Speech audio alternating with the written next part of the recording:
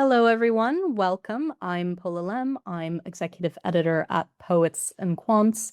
And today we will be talking about Johns Hopkins Carey Business School. So we've got with us two lovely guests. We have Nazli Turken, who is Interim Academic Program Director of MS Business Analytics and Artificial Intelligence, and also Associate Professor of Practice Operations Management and Business Analytics. Whew, that's a lot. And we also have Vicky Lin, who is a 2025 alumna, and she's currently a business analyst with Fannie Mae. So welcome, Vicky and Nazli, and all our guests. Today, we will be going into that MSBA experience at Johns Hopkins, the career outcomes, how analytics drives business strategy. So we'll kick it off right away. So Vicky, could you tell me your 30-second story? What were you doing before this degree? And we've heard a little bit about what you're doing now, but maybe just a little bit more about what the day-to-day entails for you. So yeah, first, thank you, and I'm really glad to attend this event.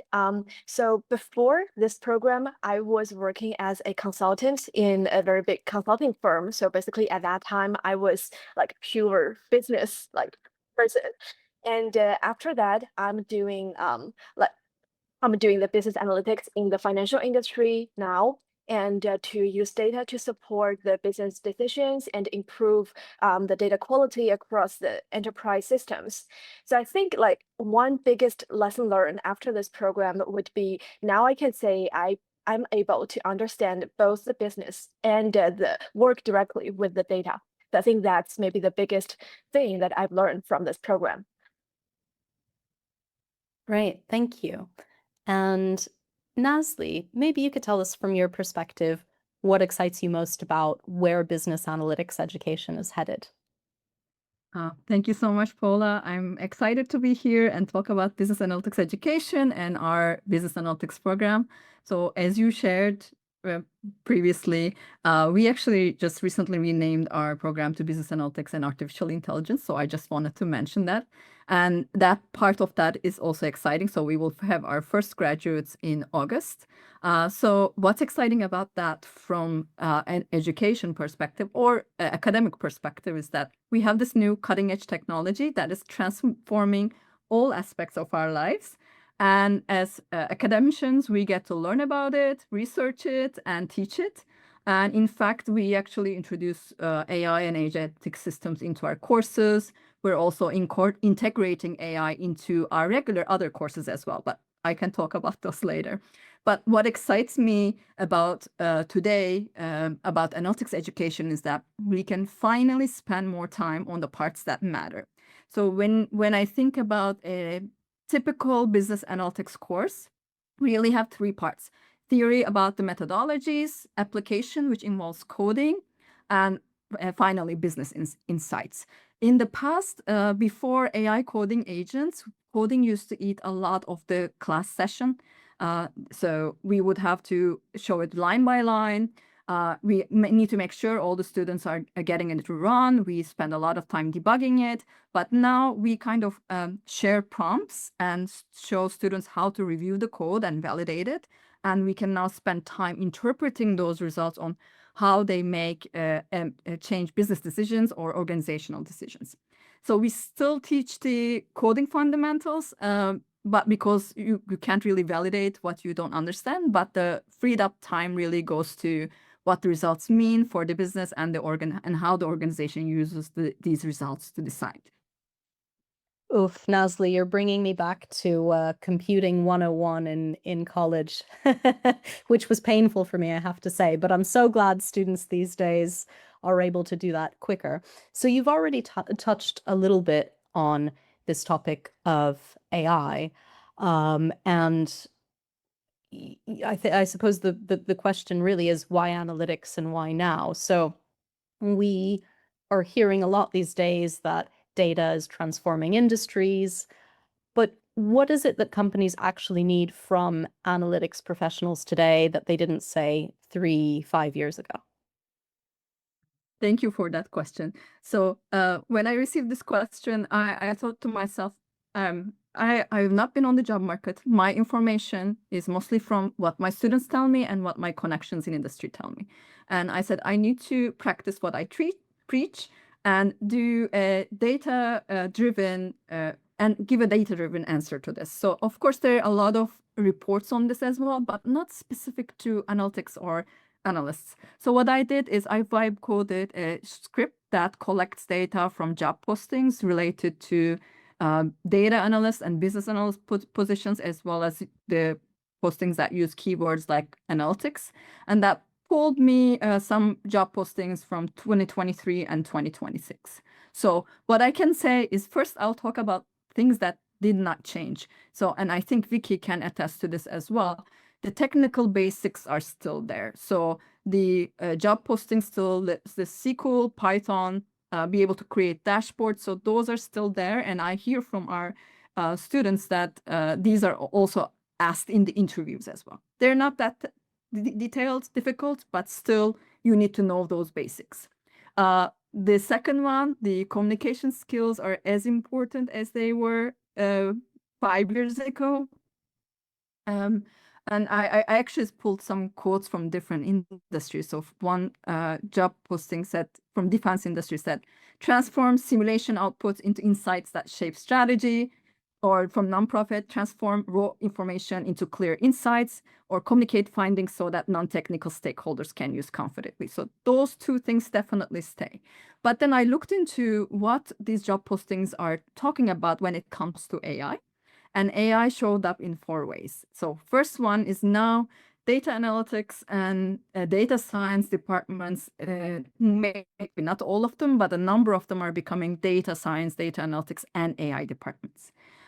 Second way I see AI come into play in job postings is automation of analytics workflows and AI-enabled analytics. Those are the terms that I see frequently. So students are not expected to just know how to do the analysis, but how to automate them using AI, either AI or coding.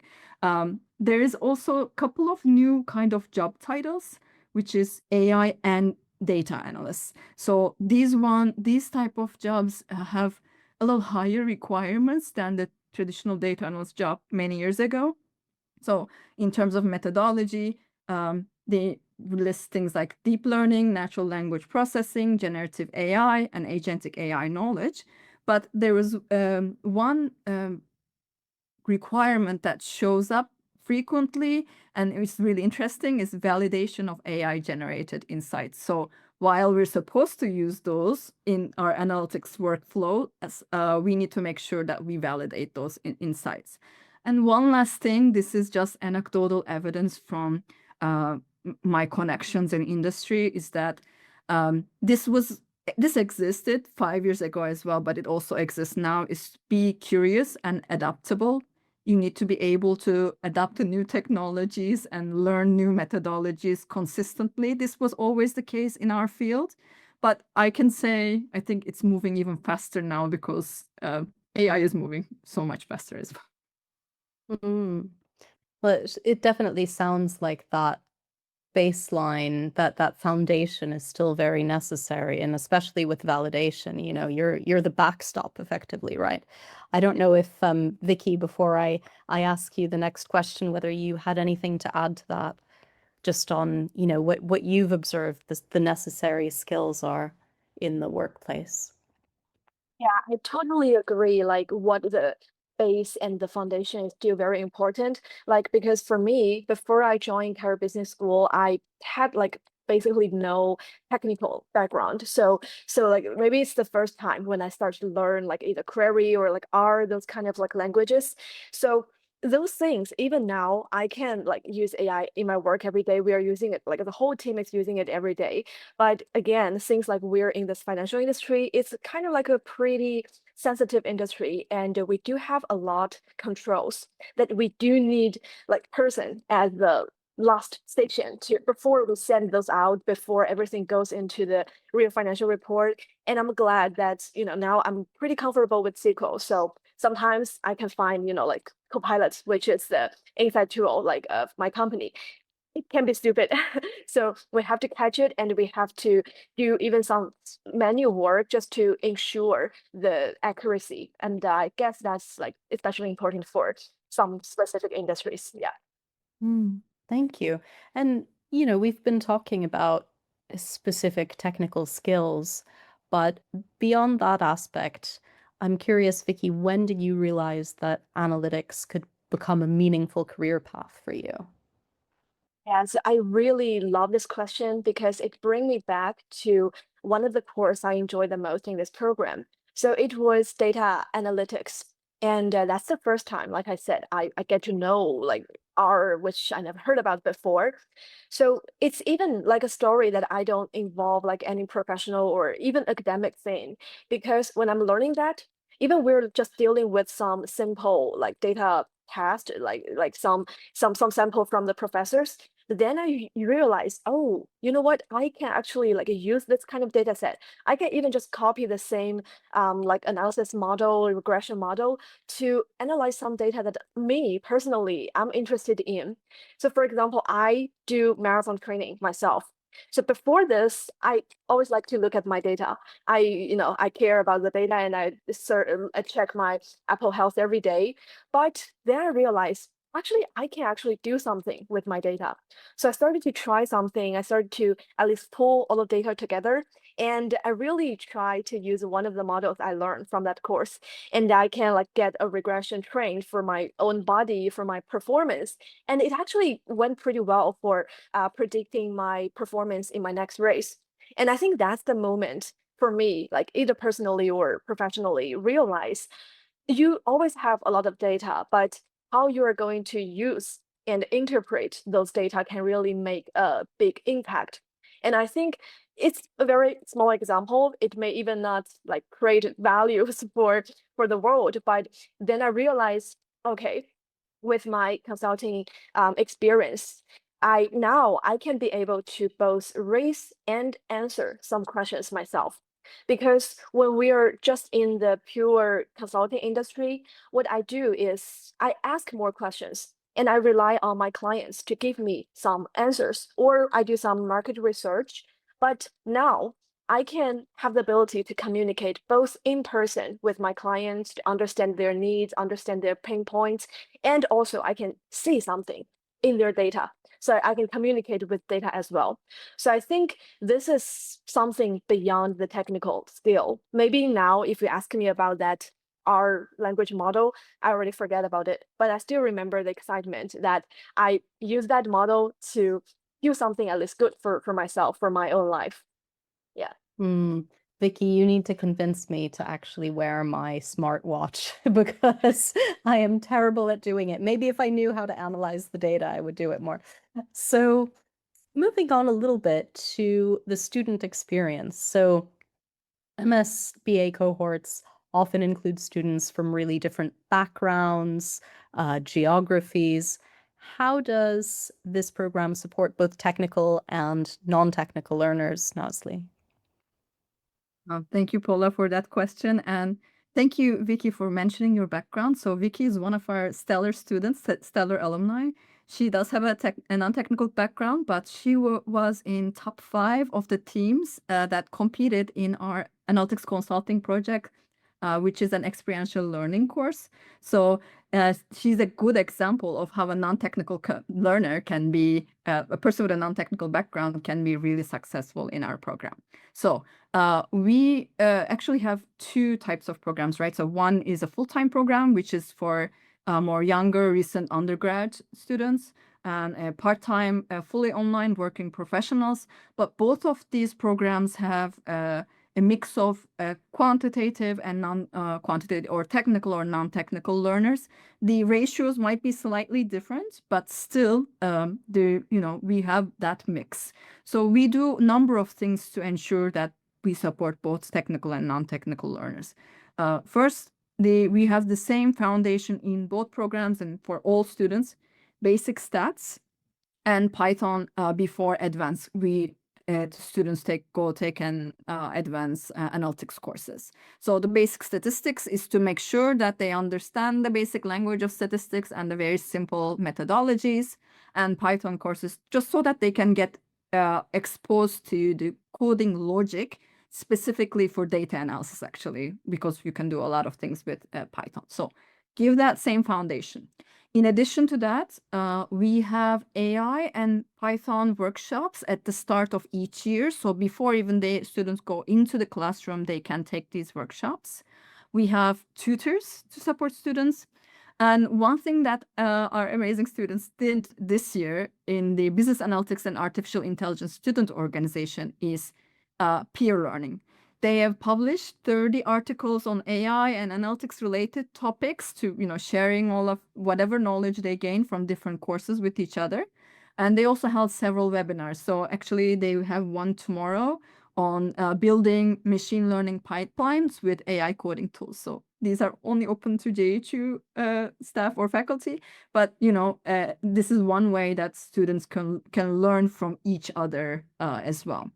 One last thing to say is that the faculty, we are business school faculty, right? It doesn't matter which class we teach, we're always faced with a different mix of students. So we adjust our courses according to the audience, but our faculty is also aware that when you have these different students from different backgrounds, you might have to provide some additional support for some students, and we are committed to that. So those are all the different ways we try to support our technical and not technical learners. Thank you. And Vicky, on your end, maybe you could tell us a bit about how you found the program. So how did it measure up against what you expected? Which classes did you like the most or feel like you learned the most from? Maybe there was a particular project or experience that kind of changed the way that you think about solving problems. Sure.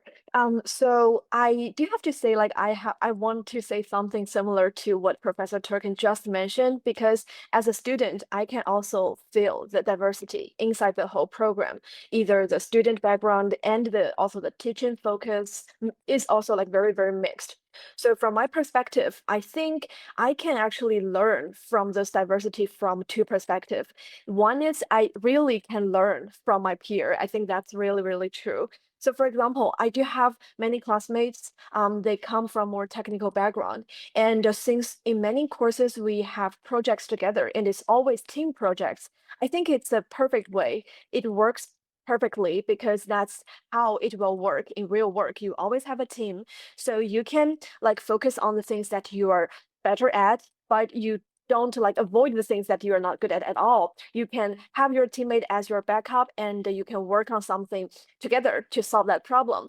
So like talking about that, I can share about a little bit about the one of my most projects and also like the course, which is also what Professor Turken just mentioned, is that consulting project course. Because this is the course we need to work with real clients in real life, and we really are solving problems for them. And I remember in that course, Professor Turken just mentioned, I made it to top 5 teams, and I really think I have a very good team. So in my team, like I remember it's like 5 or 6 members. Some of them, they are really like expert in the data pipeline or something, that so they build a very good function for our model or our whole solution.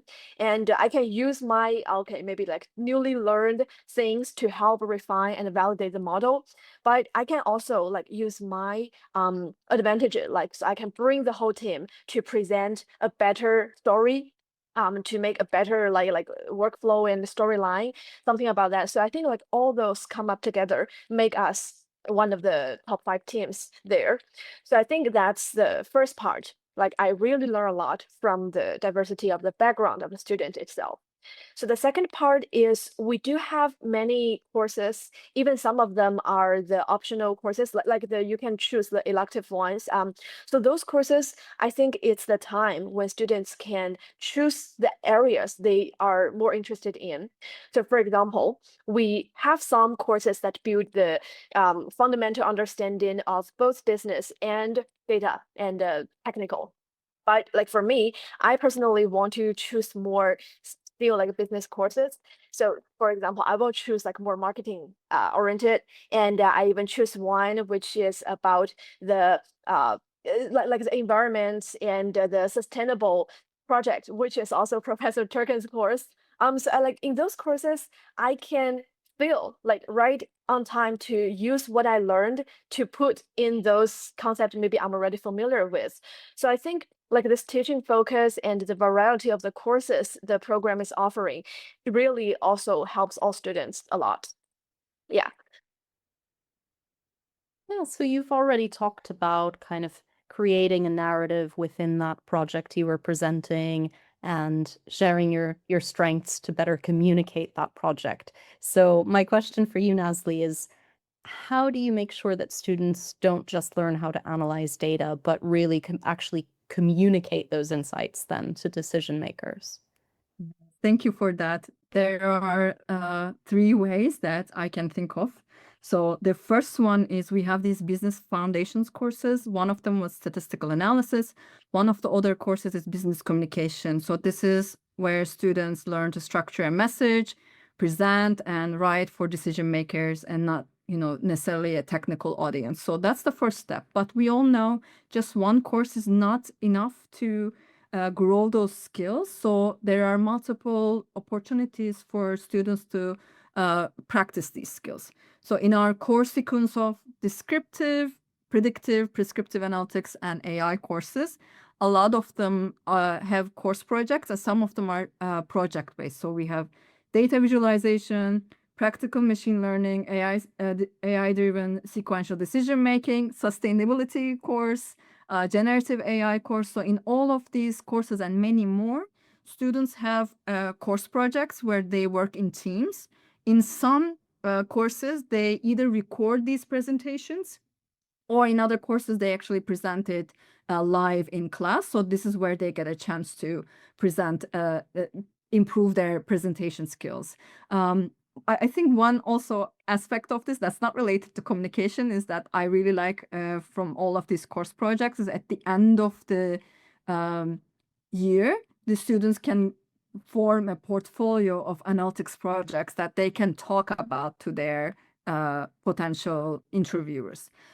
Other than that, as Vicky mentioned, we have the analytics consulting project where students work with a real external partner on an AI or analytics related project. And this course is actually taught by 3 faculty, communication, consulting, and analytics. So all I do is just advice in analytics related aspects, but we have a specific faculty for communication aspect. What's different here is that students are not just presenting once and they're receiving a grade for their presentation. This is what happens in other course projects.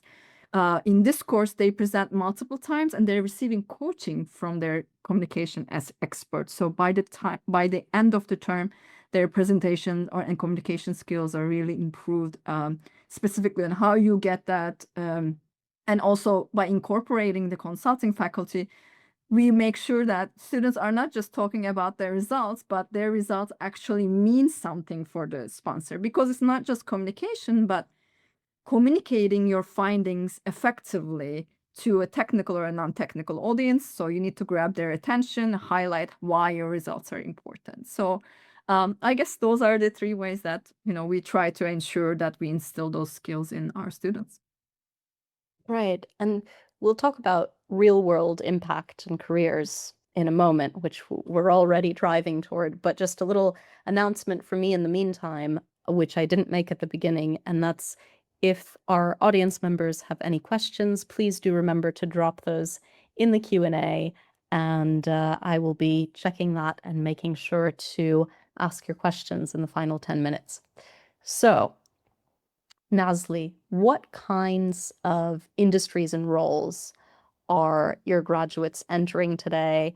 And also, is there anything you're hearing from employers, anything that they say, wow, we really value this in Hopkins graduates? Yeah, thank you, Paula. So as we mentioned, our students that come into our program, they come from various industries. but also our program is industry agnostic. So what that means is we do have a base level of core courses, mostly analytics related, but on top of that, students can take domain specific or industry specific courses. Like we have AI in finance or AI in marketing or supply chain analytics or sustainability analytics and applications. We also have qualitative courses where you get to learn more about the domain as well. So we really are preparing students for to go into various type of industries to apply their skills in those industries. So I pulled some of our employment statistics based on the 2024 and 2025 academic year. A lot of our students went into, so 24% of our students in that specific year went into financial services, and then 24% went into tech. Then the rest of the industries range from transportation and logistics, consulting, education, energy, healthcare, manufacturing, and media and entertainment. And they go into various types of roles as well. So about 30% of them were in business and data analytics related roles. 20% was finance. There was some general management, marketing and sales, information technology, operations, and logistics as well. Outside of those, we also had one student actually who got into a generative AI engineer role and product manager roles. We also usually have at least one or two students who go to get their PhDs after the program. One of them went into environmental science, the other one went into math, and the other one was really interested in international health. So they go into a lot of different areas. But the goal is always the same, right? Using analytics and AI for decision making, whether it's in for-profit organization, non-profit organization, or even government decisions. So now, when it comes to what is the kind of feedback we get from employers, is the most direct feedback I get is from our sponsors, from our analytics consulting project course. They work with our students for 8 weeks. So they're not just reacting to just some kind of resume, but they're reacting to their actual work. And I can mention 2 things related to this. One is, I think the best measure of whether your client is satisfied in a consulting experiment is whether they want to come back to you. And a lot of our clients want to come back as long as they have some data, enough data for our students to analyze. So that's one. The second one is in one of our projects for one of the years in the analytics consulting project was with a nonprofit organization that's interested in community building, and they do research using the home mortgage data sets that's publicly available. So our students worked on this data set that they're not really familiar with the home mortgage system. How does it work? So they had to learn that. And the data set itself is quite large also, so they got to handle that technical part as well. But once they presented their findings to their sponsors, who were actual PhD researchers, they let us know that the quality of work they presented was kind of the caliber that they do at their organization. So the students are, we tried to instill this Carey Business School values of relentless advancement and boundless curiosity, and our students really show that. So I have to attest that to them, of course, with the combination of the peer-to-peer learning and what they see in classes. They really shine through those presentations and those projects. And just a very quick follow-up for you, Nazli. I'm curious, that breakdown you shared earlier of the industries they're going into. So you said, I think roughly 24% into finance, 25% tech. How does that compare to, 5 years ago? Are you seeing much change over time? So we did, I think finance part stays, but we do have a little more increase in the tech area, that students are going more into tech topics, tech industry. We used to have more students who are going into consulting, but now more are going into, I think, analytics types of roles or finance related roles. Okay, so roughly in line with the general trend there. Yes, exactly. Right. So, Vicky, we're talking about skills. Are you finding there are any particular skills from the program that you've been using a lot in your current role? Sure, thank you for that question. So I want to briefly share two perspectives of the skills. So one is the database management, or generally the data-oriented problem solving. So here I'm not just talking about like SQL or like a writing code. It's more about, how the data structure is, what data come from where, what impact they're making, and the whole structure of a big enterprise, different kind of systems, because this is something I really had no idea before. And it's even something I think that's more systematic than the SQL skill itself. So we had a course which focused on the AWS, which is Amazon Web Service, and it's about like cloud computing. And I think this is something, even like with AI changing very fast, it's still very powerful because millions of companies are using similar clouding like this. And I believe like in AI time, like using those cloud computing is even more important because we got more data, we need more computing skill. So that course really helped me build the foundation to understand.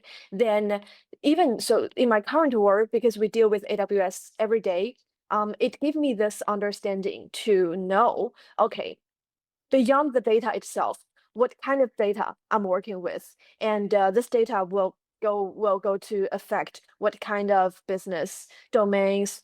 So I think that's definitely one thing I find very useful, and I'm using it every day now. The other perspective is communication.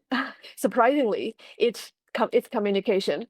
Um, so I still remember it was the very first class, like literally the first class I took in Carey Business School. And that class, I think, shaped my whole current career performance.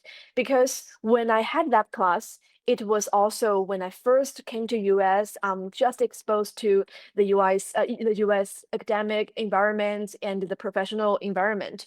So even I'm maybe you can feel like I am a toxic person before in consulting industry, but I'm not familiar with the cultural context here.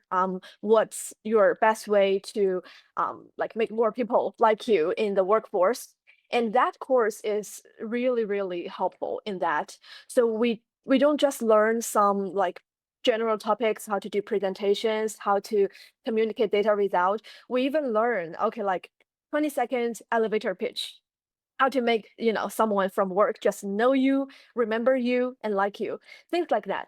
And I still remember there was one time because there was a lot of international students in that class, and most of us are very shy. Like we're not used to like talking a lot or asking questions.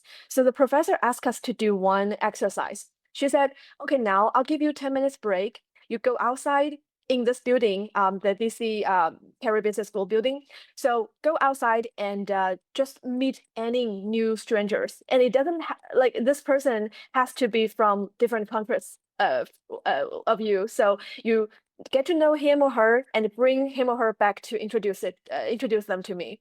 That was a very, very fun exercise. I feel I really are like better at like the small talks or getting to know person, and especially like ice break so much better than that. And in my current work, because this is a very, very old local American company, so I feel like very comfortable using the skills, or at least I'm exposed to that kind of environment in that course. So I think those are the two things I find most useful in my current role. Yeah.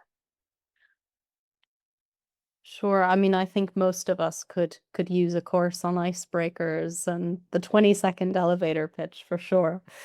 So, looking ahead, we have talked a little bit about AI and innovation already, um, but specifically now thinking about LLMs and generative AI, with these things changing how people work with data, Nazli, how have you shaped the program? How is it evolving to really prepare students for the future workplace?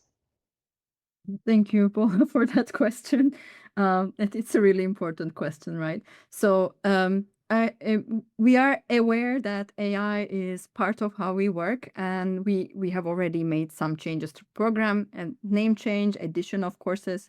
But let me just briefly explain all the different types of changes we're considering, we have done and also considering in our program.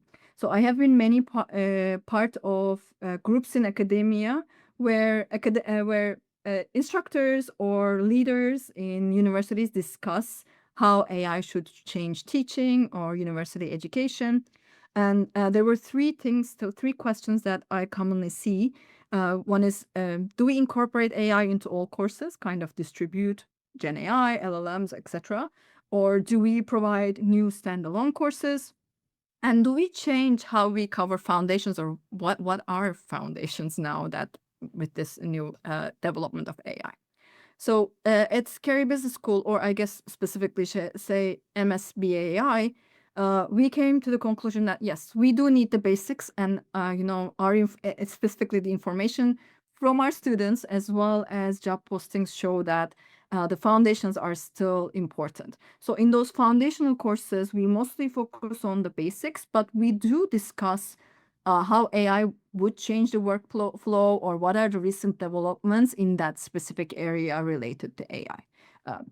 So, for example, if you're teaching the Python course, we do teach the basics, but then you can also talk about vibe coding and AI coding agents as well. But still, the foundation is still there to make sure, as we shared, to validate AI results. Second part is incorporating AI into other courses. We are actually incorporating AI into various types of other analytics and non-analytics courses. For example, in my course, Sustainability, Analytics, and Applications, I talk about how AI and analytics can be used for sustainability, but how it also affects sustainability of the world as well. But I also incorporate ways that students can use, or organizations can use AI for certain sustainable actions. For example, in recycling, it's quite useful. That's one of the examples. So we do incorporate it into various other courses, and focusing on how you can incorporate it into the analytics workflows. And the last thing that we do is we offer new standalone courses, generative AI, AI-driven sequential decision-making, and AI courses in specific domains, in addition to the analytics courses we have in specific domains. One of these courses, generative AI, I know it's changes very frequently. I know that some of our faculty members who are teaching this course are updating their materials even one day before. So we try to catch up to that with standalone courses, and but we try to incorporate LLMs and Gen AI into the other courses as relevant, but still giving the foundations. So overall, we continue to teach the foundations. We talk about how AI changes certain analytics workflows, and we also have standalone AI courses so that students get the state of the art in this area. I guess one more thing that we could add there is with the AI coding agents, the time we have left in classes allows us to talk about automation too. How can we automate analytics workflows? For example, you have to periodically review a model that you created that you use for decision making to check if this model is still valid with the new data available. You would have to rerun it and observe results, but not necessarily with AI, but you can easily automate that process now. So we can also talk about how to make analytics workflows more efficient using AI coding agents and also LLMs as well. A little bit more efficient, but I don't envy those professors changing their courses on the day or the day before. So speaking of, it's obviously, so Vicky, you graduated in 2025. That's just a year ago, but it's like light years in terms of AI. So how has the sort of, the progression, the development of AI and automation changed the way that you approach analytics in your own work? Have you had to relearn a lot since you graduated? Thank you for that question, and thank you, Professor Turken, for providing so many like new changes going on the program. I have to say, I really feel a little jealous of the current students now. They get to have more exposure of the AI environments and the progress here. But I think, yeah, in my current work, I definitely benefit a lot or have to learn a lot from AI. So basically, there are two perspectives. One is how I use it. The other one is how I can learn more using AI. So the first one, how I use it, definitely, of course, the most directly one would be it can help me automate a lot of things. I think so maybe like more entry level analyst like me, what we used to do is you focus on your coding and you focus on like better coding structure, how your query can run more efficiently, how much like complicated analytics you can do, and you need to develop your queries. But now AI can do all of this for us. Then I think it actually like bring us to a more advanced level, because it's like you can imagine it's like you can have an intern of yourself, and this intern is AI, and this intern can do all the like dirty work for you, writing query. But you having this intern, then you need to consider what kind of analytics you want to do and you need to do. And I feel you can even do more, because maybe previously I have to spend 2 days on refining one query to get like some result, or get like one or two result. But now running itself or writing itself can be pretty fast, but you have to think ahead. Okay, what kind of results I'm expecting and what I'm going to do with those results, what story I want to tell, and what impacts I want to create. Then you even need to like put your work ahead, and writing it or validating it can be even like the simplest last step. So I think that's something I'm definitely like feeling right now. And the other part is kind of related, because I think with that requirement, you definitely need to understand more business context and you have to learn them faster.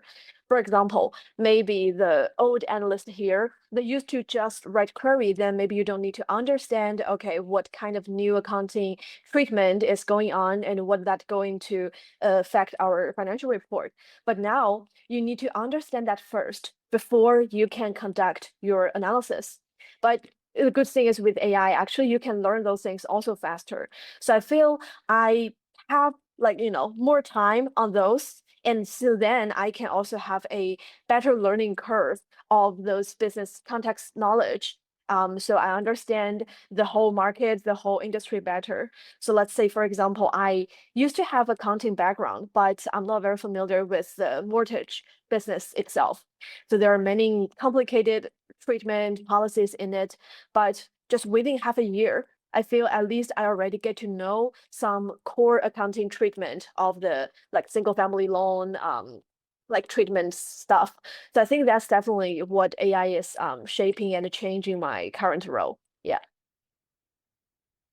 Definitely. And as a reminder, our Q&A to our audience, our Q&A is open. We've got one question I see already in the chat. If anyone else has one, please drop those in there. We've got a few more minutes first.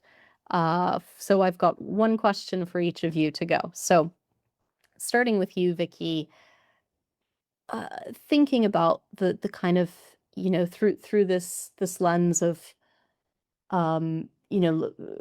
with the benefit of hindsight, right? What made the MSBA worth that investment for you personally and professionally?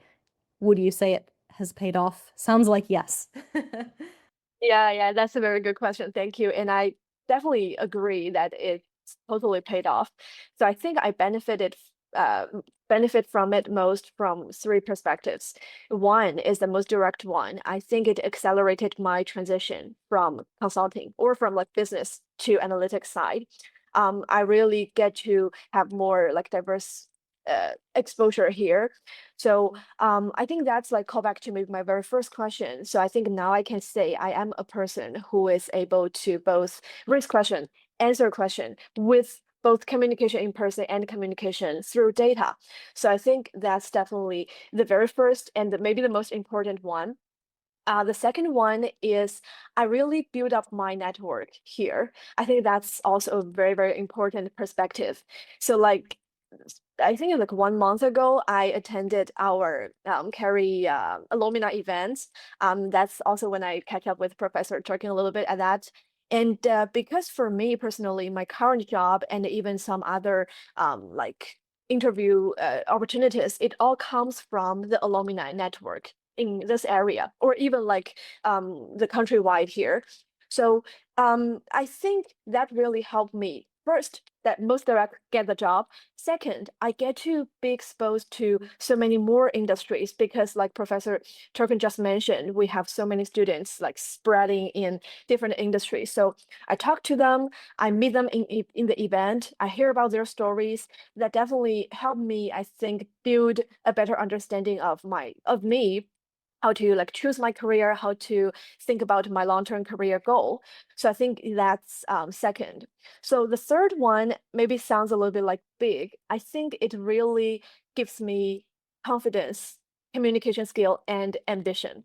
Because like I said, maybe years ago, I cannot imagine myself working as an analyst now because I always think, the technical skill or the analytic skill takes years for you to develop.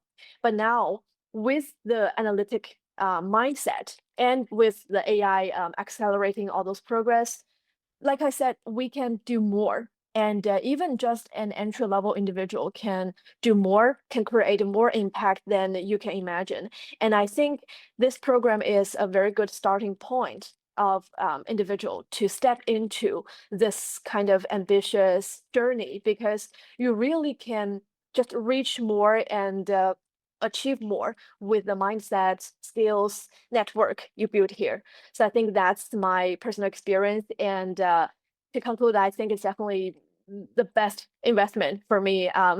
Like, for the past over 20 years for me in my life. Well, a very strong endorsement from Vicky there. Nazli, what advice would you give someone like Vicky a couple of years ago who's interested in analytics, but specifically if they're unsure whether they're maybe technical enough to pursue this program?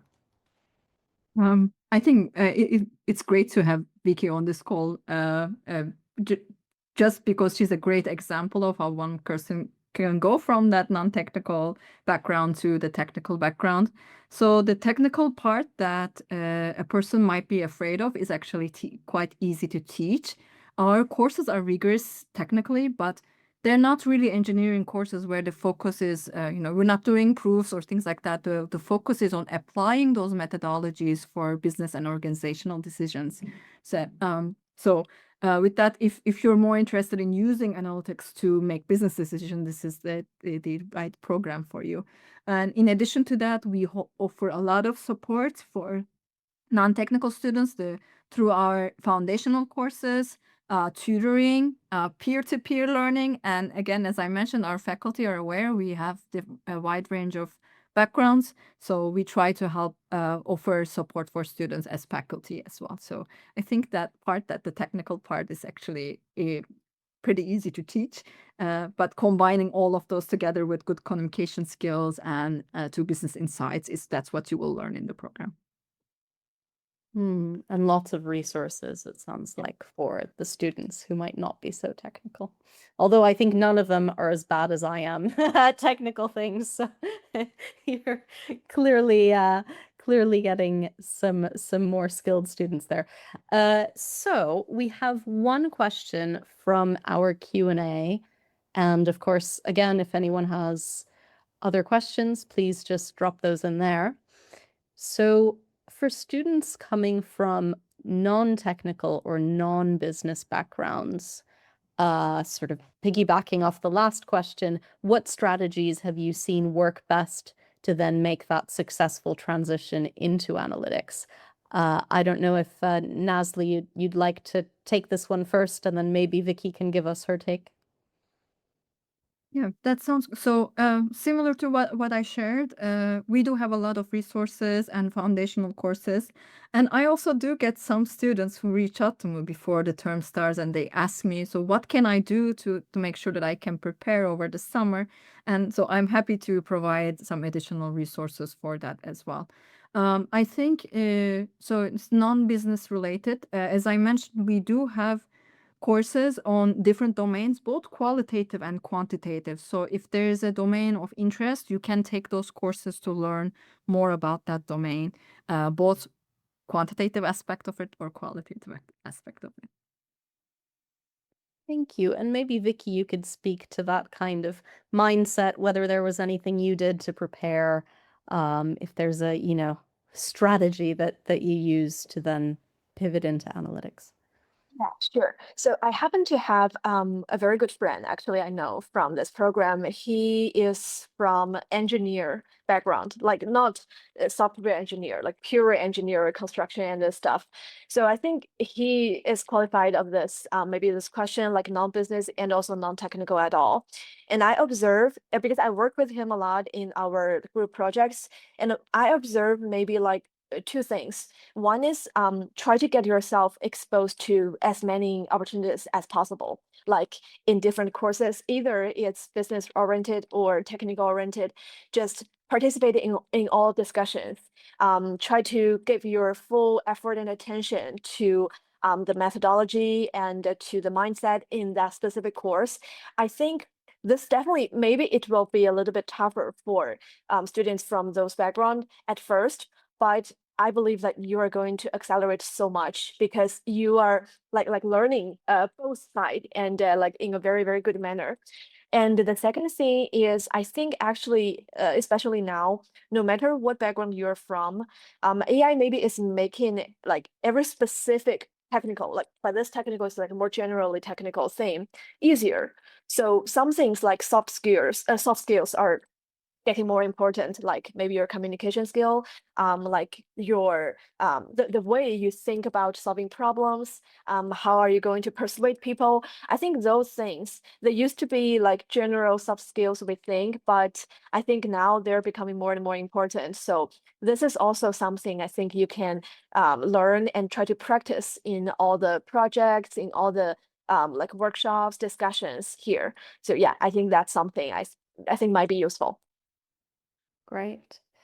And we actually do have one more question in our Q&A. This is from Lewis. Thanks for listening in, Lewis. So, do you believe it's better to incrementally change the existing curriculum, or would you advocate for a clean slate approach given that very significant disruption posed by AI? I think, Nazli, you already spoke to this a little bit, but is there anything else you could add there? Yeah, I think um, I like our approach, of course, which is you need to incorporate a little bit to all of the courses, but make sure that to decide what is the foundation that's needed for students to be able to validate AI insights. So what is the foundation that you are setting in the program? But in addition to that, introduce some specific AI courses specific to AI so that the students can learn about the state of the art. So I think I think it would be too difficult to do a clean slate. Also, it is changing so fast. You can do one clean slate this year, and then it would be something completely different. So part of it, I think, it needs to move with the changes, but we also need to make sure we have some specific courses that focus on AI and all the new recent developments in it. Yeah, absolutely. Daily change, as we've heard. So another question actually just cropping up here. So this person asks, what strategies should we take when entering our OPT programs? And they write, I understand the environment is somewhat pessimistic toward international students acquiring internships and job opportunities, especially if AIs are becoming more competent day by day. Wouldn't that be a threat to some of these less technical students? Do you, Vicky, want to start us off for this one? Yeah, sure. I can't agree more because for me, I'm currently on my OPT and I have international background. So like visa status or the sponsorship are definitely something we have to consider now. So even like last year when I entered the job market, it's becoming worse. So like I interviewed some companies, they said, oh, we used to do sponsorship until last year, but not this year. So I think that's definitely something true. But I think we don't need to regard it as some like bad news for less technical students because for me personally, I'm also a like less technical student. I think what matters here actually when you really enter the job market, it doesn't matter that much what background you have. Maybe it matters more like what kind of skill set you already built and what kind of areas you want to enter. So like for me, I did try both consulting and analytics here in the US job market. And yeah, it's true that I find for consulting, which is like pure business side and maybe like some pure finance side, they started to be less open to international students. But again, like me, even I have no background in technical at all before, I can still make it to now. It's like to my current role, it's a mixed role. And I think here I want to emphasize what I said before. It's the networking because when the job market is getting worse, this is also one topic I mentioned when I entered our alumni event 1 year, sorry, 1 month ago. So I also mentioned how networking can help you to open this situation that you feel you are stuck in. So for example, I did find someone who is like similar background as me, and by similar background, I mean like, I can see she may be also a Chinese person and she needs a sponsorship. So she is also like the alumni I find on LinkedIn. And I start to talk to understand at least the sponsorship and the even other like contracting opportunities in that specific industry. And that opened my current career opportunity. So I would say we can stay positive if you really want to find an opportunity here. Here, it's definitely still doable. You just need to focus more on your skill set, your project experience, specifically in the US, which the consulting project course is actually a very useful one, and focus on the networking. Yeah. Thanks, Vicky. And we've got exactly 2 minutes left, Nazli, for any parting words from you. Yeah, so Paula, thank you for having us on this panel. And thank you, Vicky, for joining me as well. It was wonderful to talk about the program and also AI and how analytics is changing with AI. So I would say anyone on the call who's interested in, who has more questions, please feel free to email me. If you search my name online, I think I'm probably the first person shows up. So please feel free to email me. And if you have any questions or you want to chat, I'm happy to chat as well. Great. Well, thank you so much again, Nazli and Vicky, for joining me, and also to all of our listeners for joining. As a reminder, we are currently live, soon to go away, but this session will be recorded, has been recorded, and will be shared on the Poets and Quants website, the Zoom Events Hub, and on YouTube on our channel, so as well as social media platforms. So please do check those out later. With slight delay, they'll be on there. And thanks again, everyone, and have a great day. Stay cool.